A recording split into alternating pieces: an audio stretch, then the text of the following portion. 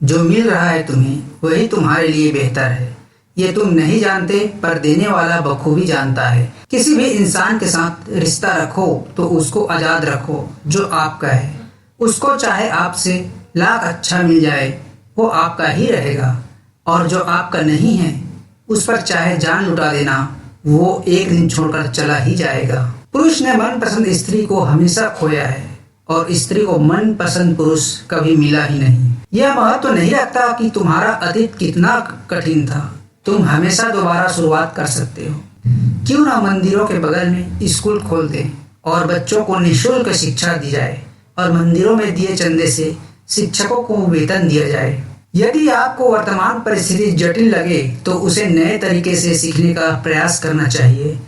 कुछ नया सीखने से आपका आत्मविश्वास तथा उत्साह बढ़ेगा तथा आपको इस बात का एहसास होता रहेगा कि मैं कुछ अलग व नया जानता हूँ।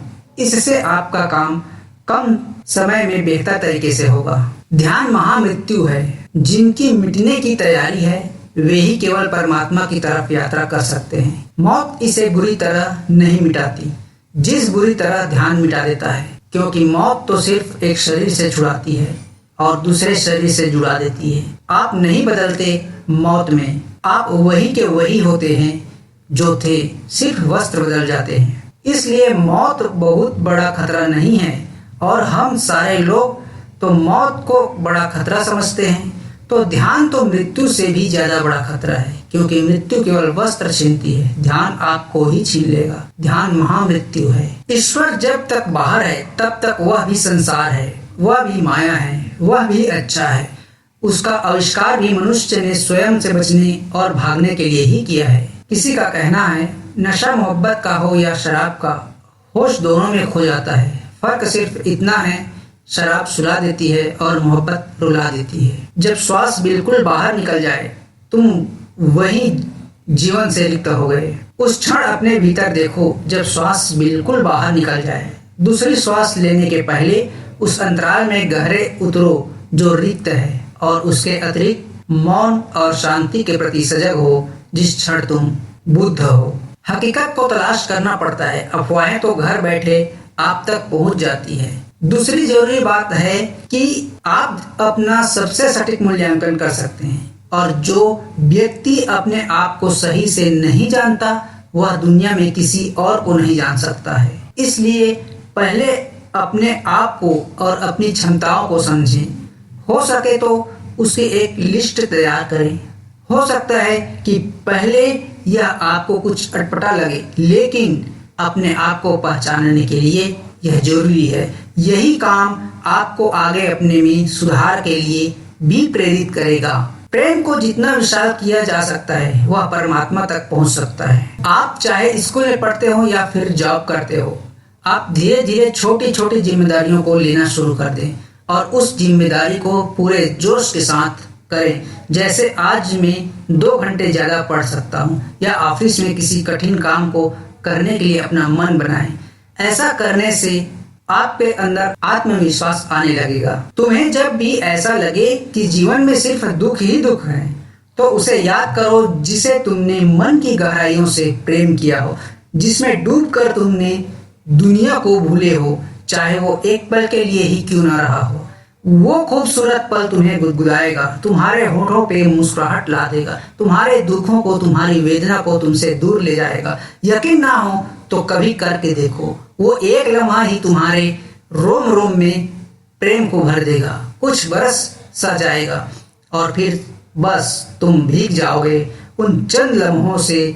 उस चंद लम्हों में पूरी जिंदगी जी लेंगे। परेशान ना हुआ करो सबकी बातों से, कुछ लोग पैदा ही बकवास करने को होते हैं। आज के दौर में हर आदमी औरों से कुछ अलग करना चाहता है। भगवान ने हमेशा कुछ ऐसा स्पेशल टैलेंट दिया है जो हमें और लोगों से अलग करता है। बस जरूरत है तो उस खोजने की। कोई भी आदमी हर फील्ड में एक्सपर्ट नहीं बन सकता, लेकिन वह अपने ही हॉबी इंटरेस्ट में कुछ चीजों में एक्सपर्ट जरूर बन सकता है। आप दुख पर ध्यान देंगे तो हमेशा दुखी रहेंगे, और सुख पर ध्यान देंगे क्योंकि आप जिस पर ध्यान देते हैं वही चीज सक्रिय हो जाती है, क्योंकि ध्यान ही जीवन की सबसे बड़ी कुंजी है। विवाद का अर्थ होता है शब्दों की खींचतान। तर्क जाल विवाद का अर्थ होता है कि जैसे शब्दों के ही आयोजन से, तर्क के प्रमाण से हम सत्य का निर्णय कर लेंगे।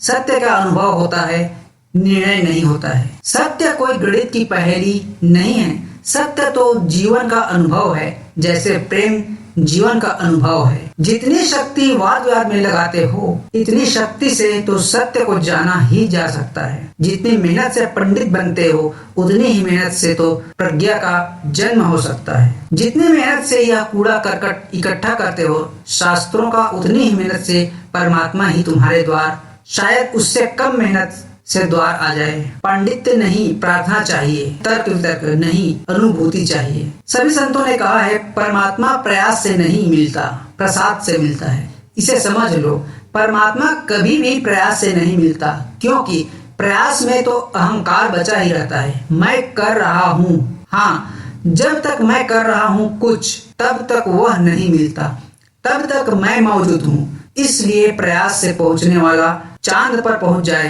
एवरेस्ट पर खड़ा हो जाए, लेकिन प्रयास से चलने वाला स्वयं तक नहीं पहुंच पाता। मुश्किलों से उदास मत होइए। मुश्किल किरदार हमेशा अच्छे एक्टर को ही मिलते हैं। जहां मन खो जाता है, वहां आकाश के रहस्य प्रकट होने शुरू हो जाते हैं। जहां तक मन है, वहां तक हम अपनी सूझबूझ से चलते हैं, और जब मन नहीं है, तब परमात्मा की सूझबूझ हम में प्रकट होनी शुरू हो जाती है। बांधे जाता है जब किसी के रूह का बंधन, तो इजहार मोहब्बत को अल्फाजों की जरूरत नहीं होती। मनुष्य बगैर मुहूर्त के जन्म लेता है और बगैर मुहूर्त के उसकी मृत्यु हो जाती है, लेकिन सारी उम्र वो शुभ मुहूर्त के पीछे भागता रहता है। जहाँ दरवाजे बंद होते हैं, वहाँ दरवाजे ठोकने लगते हैं। जहाँ दरवाजे खुले हैं, वहाँ जाते भी नहीं।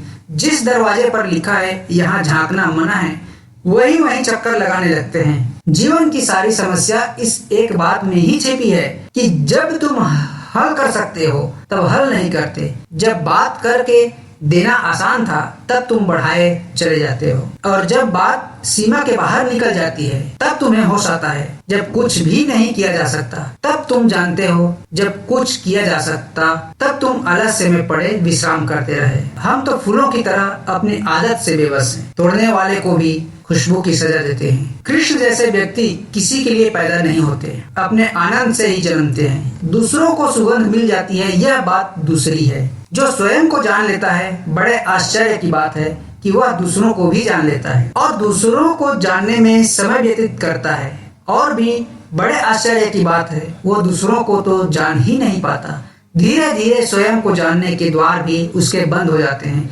ज्ञान की पहली किरण स्वयं से प्रकट होती है और धीरे धीरे सर्व पर फैल जाती है। ज्ञान की पहली ज्योति स्वयं से जलती है और धीरे धीरे समस्त जीवन में उसका प्रकाश, उसका आलोक दिखाई पड़ने लगता है। एक रिसर्च के अनुसार यदि आप किसी व्यक्ति को अपने मन से नहीं निकाल पा रहे हैं, तो समझ जाइए सामने वाला व्यक्ति भी आपको अपने मन से नहीं निकाल पा रहा है। बहुत कुछ बदल जाता है बढ़ती उम्र के साथ। पहले हम जिद किया करते थे, अब समझौते करते हैं। संसार के समस्त तीर्थ तुम्हें इसलिए महत्वपूर्ण लग रहे हैं क्योंकि अब तक तुम अपने अंदर के तीर्थंकर को नहीं जगा सके हो, और जिस दिन ऐसा हो गया, फिर तुम्हें किसी भी तीर्थ में स्नान की आवश्यकता नहीं होगी। मार्गदर्शन सही हो तो एक नन्हा सा दीपक भी किसी सूरज से कम नहीं। माफ करना और शांति रहना सीखो। ऐसी ताकत बन जाओ कि पहाड़ भी रास्ता देंगे। सब करना पड़ता है जब कोई आपके लिए करने वाला ना हो। यदि आप मोक्ष जाना चाहते हो तो आपको सरल और सीधा बनना होगा। हट करने पर वहाँ काम नहीं होगा। आपको मन की सभी गांठें हटानी होगी। बुद्धि से पूरी तरह मुक्त हो जाओ। जो आदमी गुनगुनाना नहीं जानता, उस आदमी के सभी संबंध परमात्मा से टूट गए, अस्तित्व से दूर हो गया। वह जीने की मुद्रा में है। दूसरों की मदद करते हुए यदि दिल में खुशी हो तो वही सेवा है, बाकी सब दिखावा है।